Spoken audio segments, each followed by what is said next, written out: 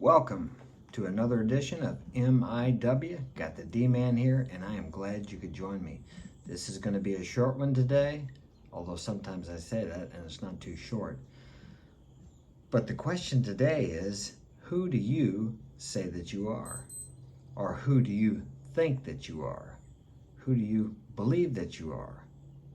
Ask yourself that question, or this question. Who am I? Who am I? I would venture to say that you are much greater than you give yourself credit for. Because in today's world, it seems to be okay to talk about your defects, your faults, your depressions, your failures, and not talk about the successes you've had.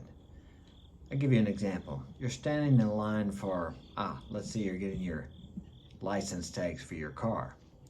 If you start talking about your successes and how great you are, most everyone is going to look at you like you're conceited, arrogant, full of yourself. Okay, so what happens if you start talking about the government, or complaining about the long line, or complaining about all the things you have to get your tags, or complaining about the insurance prices, or complaining about etc., etc. I'll guarantee you'll get a conversation started. As opposed to if you started talking about how great your life was, how great America is, how many opportunities for success there are here. You start talking about things like that, people become uncomfortable. Because most of the people are following the herd. They're watching the news, they're watching the media exploit every little defect that happens in our United States. And there are a lot of things that are, I guess, bad per se, but that depends from your point of view and your perspective. If you don't like America and you're from another country and either they're having a war with us, or we are oppressing them, or they feel like we're oppressing them, they're going to be glad that we're having these problems. So from their perspective, that's good. From our perspective of living here, that's bad. But too many times people get focused on, oh, I got a flat tire. Hey, you got a car. Millions, if not billions of people in the world don't even have a car. Oh, my furnace quit. You have a furnace. Did you have to go out and look for wood to make a fire today? It's all perspective. So many people live in this nation where the opportunity is great, where people die every day to get here so they can have a chance at that opportunity. And how many people sit around here and complain about how terrible it is here? I have to pay a lot of taxes. Hey, what's the reverse side of that? How can I look at that? I'm making money. If I weren't making any money, I wouldn't have to pay taxes. But a friend of mine who's very successful told me, hey, you look at the parks that you have, the roads, the safety. I'm sitting here right now with my window wide open. There's no bars on my window. I lived in a third world country for 6 years. You can't do that. Well, if you're on the second or third floor, you can, but at night, you better have a rail out there or something, because people will try to get in. You can't leave anything outside. It'll get stolen. People complain so many times about rich crooks. Well, when a rich person or a wealthy person makes a mistake or does something that thousands of poor people do every day, they blast it all over the media. Okay, but they're not going to go to, let's say, Mexico and say, oh, well, Jose Juarez stole the neighbor's car and took his wife out and had sex with her. They're not going to make a big deal of that, because who knows Jose Juarez? Nobody. Or John Smith or Pete Duncan or whoever, wherever it's at. Because nobody wants to hear about that. But this successful guy is well known, so that'll get a lot of viewers. Everybody wants to know what happened to him, because regardless of what people say, they're watching the people who are successful, especially the people who are cutting them down, hacking them, talking bad about them.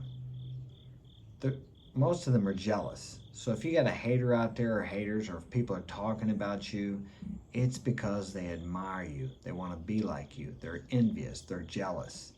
And the more successful you become, the more haters and envious people there are going to be. So you can actually measure your success by the amount of haters you get, by the amount of bad mouthing that people do about you. So don't look at that as a negative thing.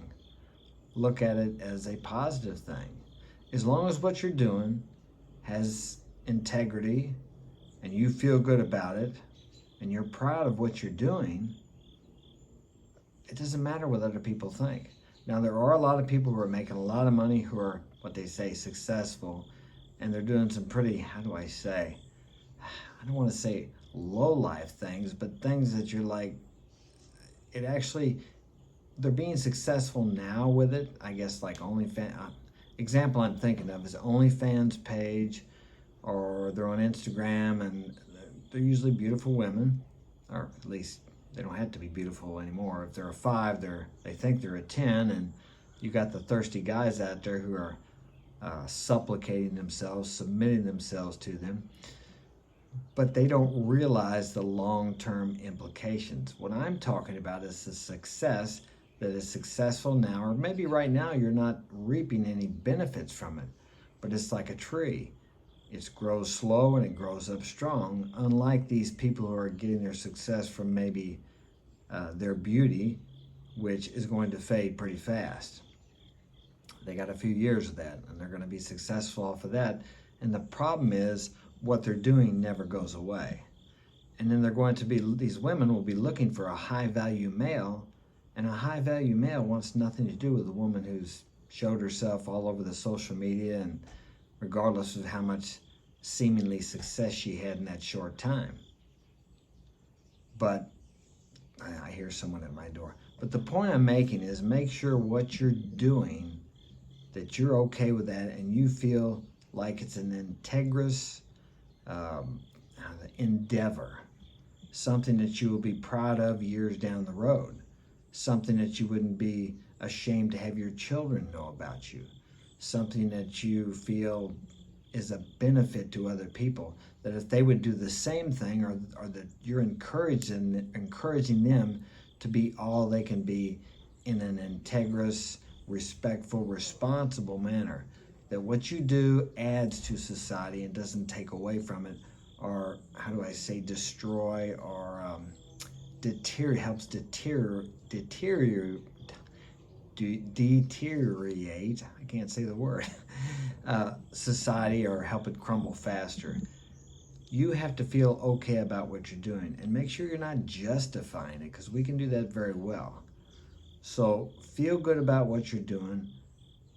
Feel like it's something, or believe or think it's something that you would be proud for your children to tell your children, or their children, after you're gone.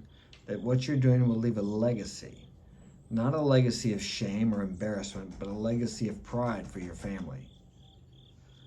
Anyway, that's it for today. Thanks for joining me. Hit that like button, smash that like button, and subscribe. And if you'd like to get my help personally, marksinspiratonalguidance@gmail.com. Have a great day.